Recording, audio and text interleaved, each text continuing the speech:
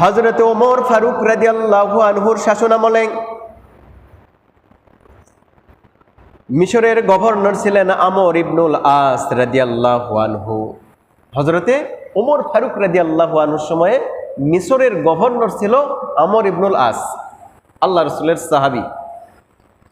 এই আমর ইবনুল আস মিশরে পাঠিয়ে দিলেন হযরত ওমর রাদিয়াল্লাহু আনহু।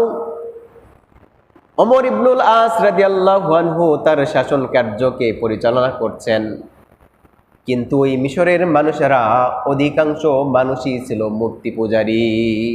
তারা মূর্তির পূজা করত। যিশু খ্রিস্ট তারা কি মূর্তিটা বানায় এরকম ভাবে পূজা করত। ওমর ইবনুল আস রাদিয়াল্লাহু আনহু তিনি তার শাসন কার্য পরিচালনা করতেছেন। এমতো অবস্থায় হঠাৎ একদিন খ্রিস্টানেরা এসে আল্লাহর নবীর সাহাবাকে বলল, কে জানি কি করেছে, আমাদের মূর্তির নাকটাকে ভেঙে দিয়েছে, মূর্তির নাক ভেঙে দিয়েছে।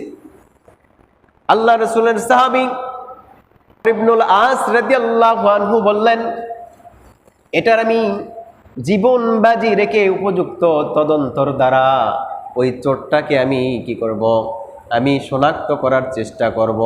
কয়েকদিন হয়ে গেল কিন্তু চোর শনাক্ত হলো না। কয়েকদিন হয়ে গেছে, তবুও তদন্ত করেও জীবন বাজি রেখেও চোরকে শনাক্ত করা গেল না যে কে ওই মূর্তির নাকটা ভেঙেছে। কয়েকদিন পর খ্রিস্টান পাদ্রীরা এসে গন্ডগোল শুরু করে দিল। বলল যে যিশু এই মূর্তিটার নাক ভেঙেছে, তার মানে কি যিশু খ্রিস্টকে অপমান করা হয়েছে। এটার অর্থ কি আপনি জানেন? এটা কি অর্থ কি আপনি বোঝেন? এরকম ভাবে ইবনুল আস আল্লাহ রাসূলের সাহাবী শান্তভাবে বললেন যে তোমরা আমাকে একটু সময় দাও, তোমরা ধৈর্য ধারণ করো, আমি এটার সুবিচার করব। চেষ্টা করেও হলো না। শেষ পর্যন্ত খ্রিস্টান সম্প্রদায় যখন এসে গন্ডগোল শুরু করে দিল, এমনকি খ্রিস্টান পাদ্রীরা তখন বলল যে তোমাদের নবীর একটা মূর্তি বানিয়ে দাও, আর আমরা ওই মূর্তিটার নাক ভেঙে আমরা এর প্রতিশোধ নিতে চাই। বলুন নাউজুবিল্লাহ। হযরত আস রাদিয়াল্লাহু আনহু শান্ত মেজাজে ছিলেন।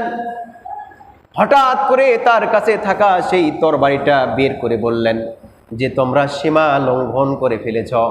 মুসলিম উম্মাহ যদি জানতে পারে যে তোমরা নবীর ব্যাপারে এই কথাটা বলেছ, তাহলে কিন্তু সমস্ত মুসলিম উম্মাহ জেগে উঠবে। বলুন সুবহানাল্লাহ।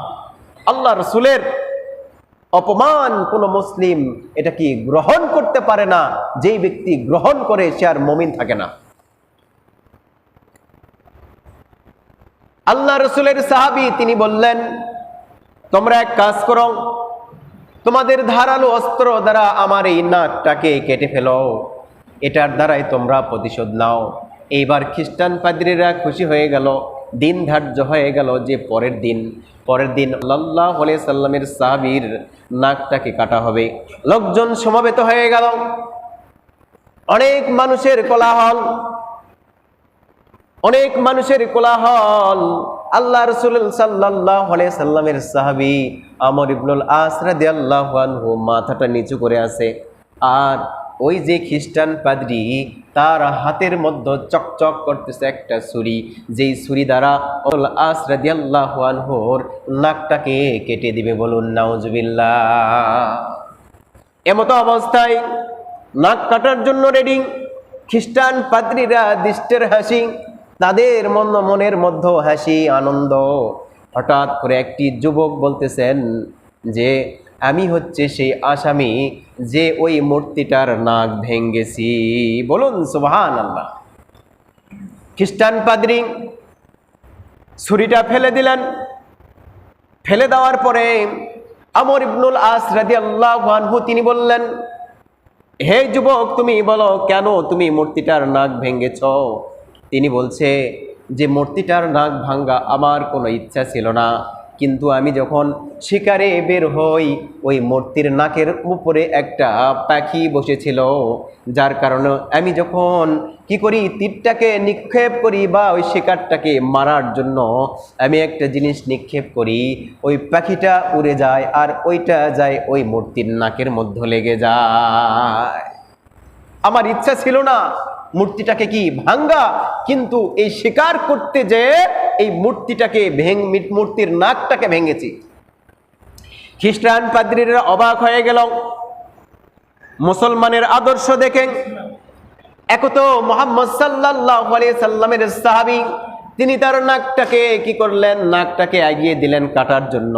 আর একজন সাহাবী, আর একজন মুসলিম যুবক, তিনি তার কি এইটা স্বীকার করলেন, এই ভুলটা স্বীকার করলেন যে এটা আমি কি করেছি, এটা আমি ভেঙেছি। এরকম ভাবে তখন ওই খ্রিস্টান পাদ্রী যুবকের সাথে কোলাকুলি করে চলে গেল। সুবহানাল্লাহ বলেন। তাহলে মুসলিম কি কখনো কোনো জায়গাতে মূর্তি ভাঙতে পারে না। মুসলিমরা কি করবে, মূর্তিকে পাহারা দিবে, যাতে এটা কোনোভাবেই কি করে না, তাদের ধর্ম তারা পালন করবে। আজকে দেখেন বিভিন্ন জায়গাতে এই জিনিসগুলা হচ্ছে। ন্যায় বিচারটা প্রতিষ্ঠিত কিভাবে হলো? আল্লাহ রাসূল সাল্লাল্লাহু আলাইহি সাল্লামের সাহাবী আমর ইবনুল আস রাদিয়াল্লাহু আনহু ধৈর্যের মাধ্যমে তিনি তার নাকটাকে আগিয়ে দিলেন যে কি করো, আমার নাকটাকে কি করো, অথচ কি করো না, তোমরা এই কথাটা বলতে পারো না মুহাম্মদ সাল্লাল্লাহু আলাইহি সাল্লামের ব্যাপারে তোমরা কোনো কথা বলতে পারো না।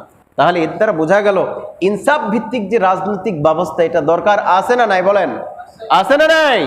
তাহলে আরেকটা বিষয় হচ্ছে, মুসলিম এরকম হবে, মুসলিমের ভুল মুসলিম স্বীকার করবে। ওই যে যুবক, সে কি করেছে, ভুল করেছে, সে বুঝতেই পারেনি যে একটা মূর্তির নাক ভেঙেছে, এত দূর পর্যায়ে এটা গড়াবে এটা বুঝতে পারেনি।